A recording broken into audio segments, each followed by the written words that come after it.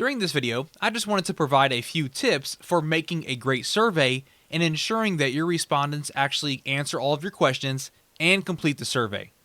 So our first tip is to avoid open-ended questions if you can.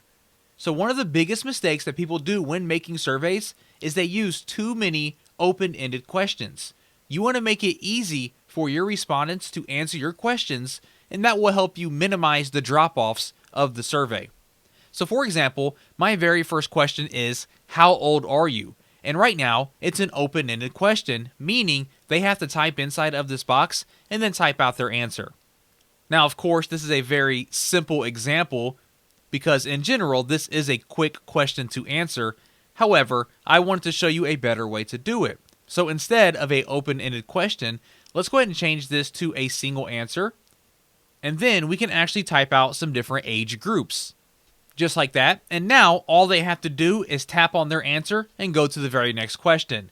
And another very important reason on why it's better to structure your questions like this, instead of including open-ended questions, is that it makes your data analysis easier and better. For example, by structuring my question into age groups instead of an open-ended question, I can now do filtering and crosstabs with these age groups compared to something I can't do with an open-ended question.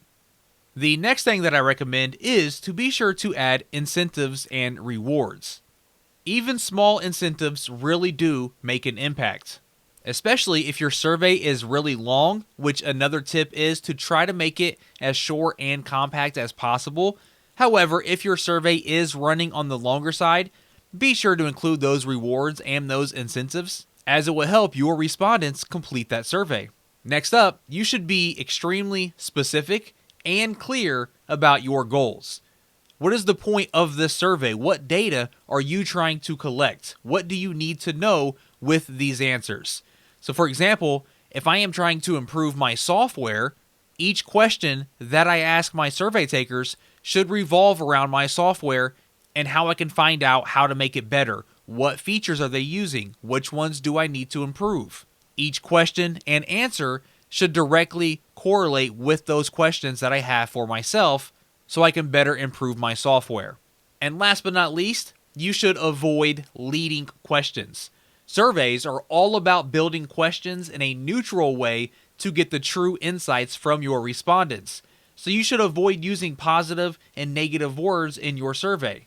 And you should focus on using recognized response options like the Likert scale.